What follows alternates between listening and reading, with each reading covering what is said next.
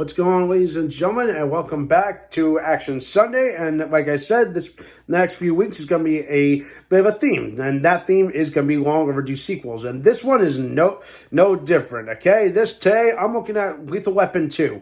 My goodness, it feels like forever since I first reviewed the first Lethal Weapon. In fact, that was the very first Christmas special of this segment on this channel. And of course, and of course, I've already talked about Die Hard already. Of course. Anyway, that's a story for another day. So I think it's about time I finally talk about Lethal Weapon 2. And don't worry, spoilers ahead. I will get to 3 and 4s because why the hell not? I'm going to lump them all to get something throughout the next month or so.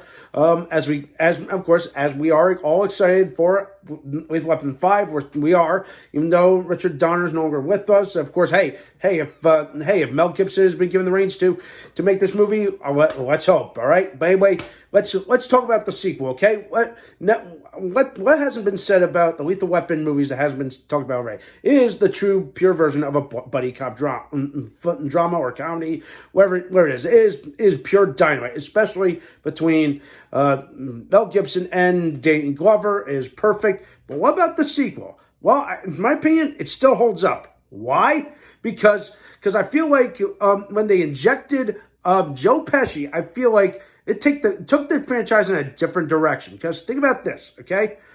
Hear me out, okay? So when the first Lethal Weapon movie came out, okay, it still had the classic buddy cop formula, the adrenaline pumpy, crazy ass action sequences, and those two just really bounced well off each other, okay?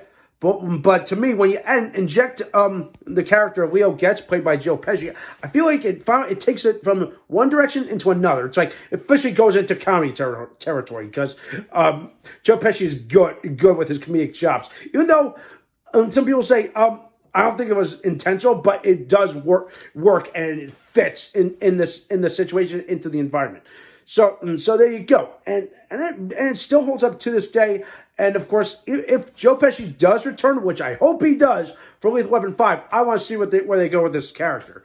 But anyway, so for those of you that don't know what the plot is of Lethal Weapon 2, how can I put this mildly? Let's see. Corrupt foreign diplomat trying to get away with murder, the whole thing, diplomatic immunity and all that. Where's Leo Getz fall into this? Well, he's kind of falls in the thick of things because he owes them money and all that. It's I don't want to give too much away, but it's a little complicated. It just makes Riggs and Murtaugh just go what? And so somehow he eventually becomes like the third wheel, and it's just pure dynamite.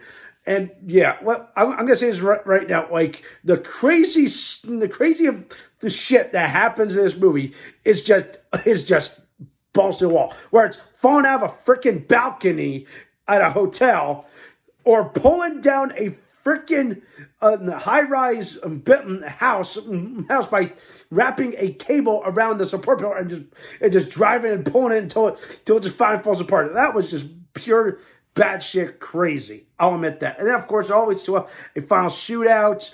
It's just crazy. And, you can clearly watch Riggs' character just slowly get unhinged again from the just like in the first movie, because he's like we all know about that. And to me, I feel like the more that we learn it, I feel like every movie, it's like we see these guys, we grow to love these characters, whether it's this one or the later sequels. But I feel like this one really showed us what kind of guy that Martin Riggs can be. And it's like he sure has some few screws loose there, but we know he does have a soft side, and that he has a heart, and that he is willing to do anything. So yeah. And then, of course, obviously, Murtaugh is still a family man, still protective, especially his daughter, who, of course, I still crack up. It's like when he finds out, hey, his daughter's in a commercial.